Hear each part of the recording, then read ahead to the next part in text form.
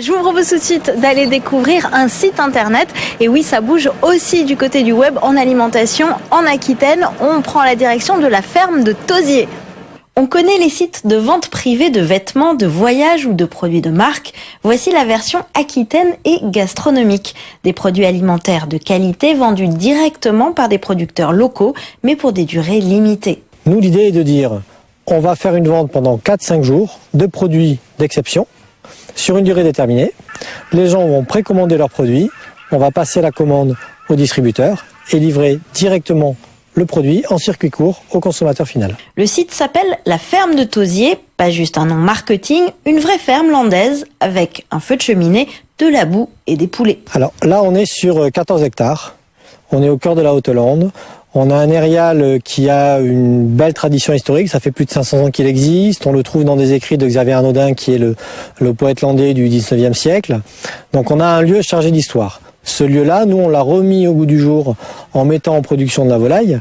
Et on s'est aperçu finalement que pour produire une volaille d'exception en petite quantité, il fallait qu'on innove sur le mode de distribution, que je ne pouvais pas livrer en continu. Donc il fallait livrer comme à l'époque sur les marchés où j'arrive sur un étal et je mets X pièces à la vente et quand il n'y en a plus, il n'y en a plus. Donc ce lieu qui est chargé d'histoire, on l'a refait vivre dans cette tradition-là, dans la tradition de la volaille landaise plutôt très qualitative.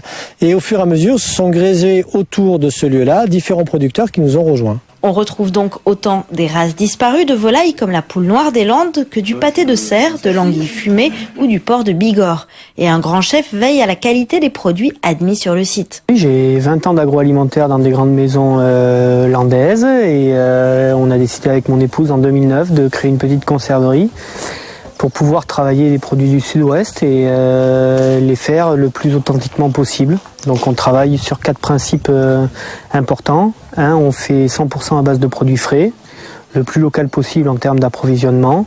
On fait des petites séries, à peu près 1000 conserves par jour, pas plus.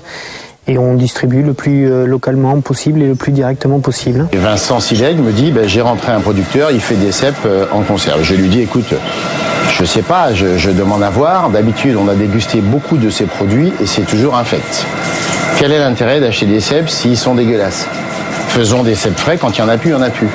Aujourd'hui, je déguste ce produit, je tombe à la renverse. On a un produit exceptionnel qui a gardé toutes ses qualités gustatives, sa texture, et dans un bocal. C'est fabuleux. Seul point noir, le coût fixe de la livraison des packs réfrigérés, de quoi encourager à tout acheter, histoire de rentabiliser.